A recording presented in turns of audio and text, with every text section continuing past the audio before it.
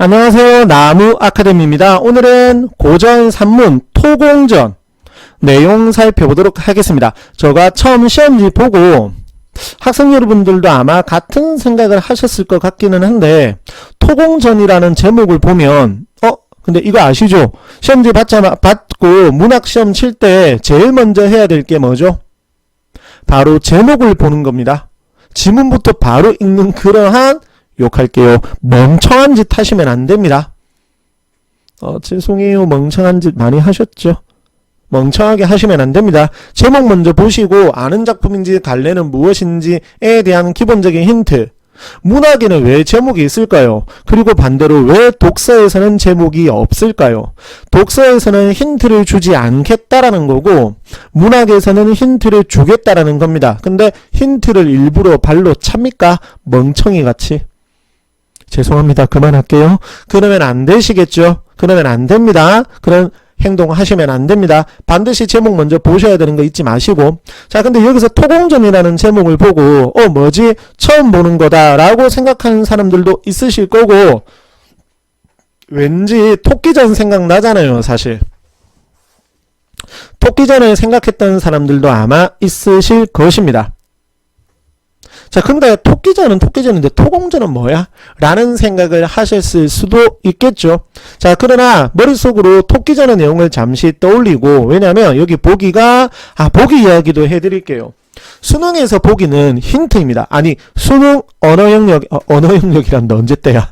국어 영역에서 보기, 말이 꼬이네요. 다시 할게요. 국어 영역에서 문학 중에서 보기는 힌트입니다.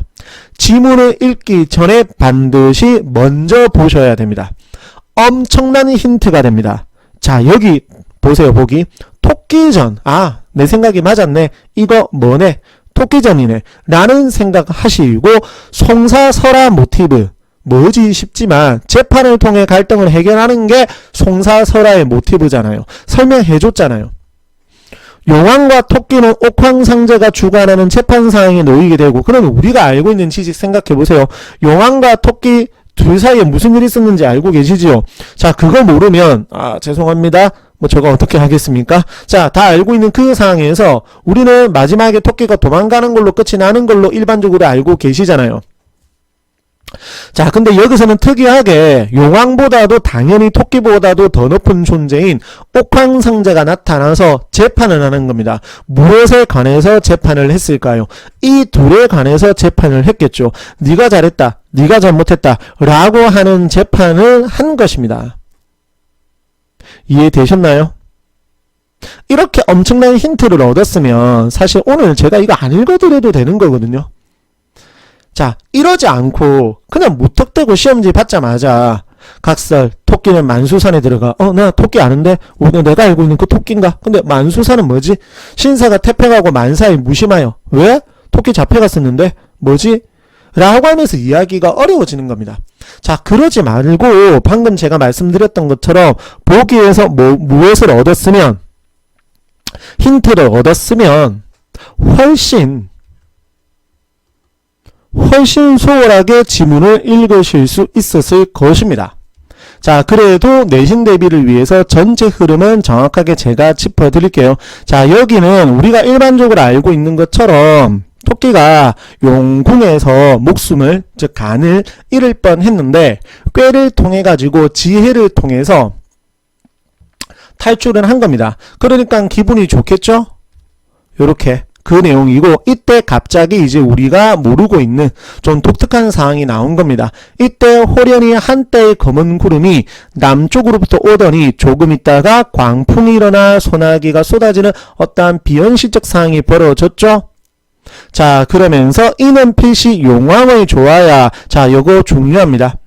이러한 비현실적 일이, 자, 그래서 내용일치로 출제를 할 수 있는 부분인데, 누구의 조화라고 생각했다? 용왕. 근데 이 용왕에다가 옥황이라고 하는 다른 인물을 넣는 겁니다. 그러면 학생들이 헷갈려서 틀릴 수 있거든요. 실제 출제하시는 분들은, 저도 이제 문제를 출제를 하잖아요. 이런 식으로 접근을 합니다. 어찌 보면 간단한 거죠. 이런 식으로 문제를 조금 출제하고 예를 들어서 네 문제를 출제를 해야 된다라고 하면 사실은 두세 문제 정도는 그냥 간단하게 이런 식으로 접근을 합니다. 그리고 이제 한 문제 정도는 난이도가 있는 문제를 만들어야 되잖아요. 그러면 이제 조금은 많이 어렵게 이런 부분들은 다음에 기회가 되면 어떻게 만들어내는지는 또다시 보여드리도록 할게요. 자, 그래서 이러한 것들은 이제 내용일치로 이제 출제가 될 수 있으니까 잘 읽어두시면 되고, 이때 이제 뭐 내공 이런 건데 원래 단어 뜻은 이런 거거든요. 다 비현실적 정기적인 이야기고, 그러면서 이제 잡아간 겁니다. 자, 그러면서 이제 누구도 잡혀왔냐면 동해 용왕 광연도 망한 겁니다. 잡혀온 겁니다. 됐습니까? 자, 그래서 이제 생각을 했더니만 토끼가 생각을 한 것은 자신의 처지에 대해서 부정적으로, 이제 진짜 뭐는 면할 수 없을 것 같다. 죽음은 면할 수 없을 것 같다. 안 될 것 같다. 라고 생각을 한 것입니다. 아주 중요하고, 자, 그러면서 이제 무엇을 하는 건데, 우리 보기에서 봤잖아요. 재판을 하는 겁니다. 자, 그 재판을 하는데 최후 변론 같은 것을 한다라고 보시면 됩니다. 그래서 여기 보시면 진술하라는데 라고 되어 있는데 이제 밑에 이제 진술 내용 나오거든요. 자, 진술 내용은 뭐냐면 나는 정말 위험한 상태다. 목숨이 매우 위태로운 상황이다. 그래서 살아야 되는데 이 토끼 때문에 내가 죽게 생겼다.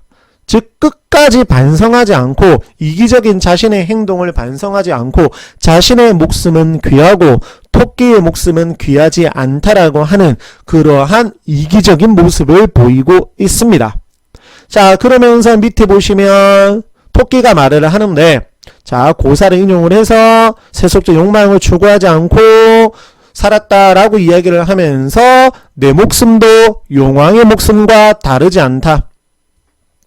그래서 제가 잠시만요. 하나만 보여드릴게요. 여기 보시면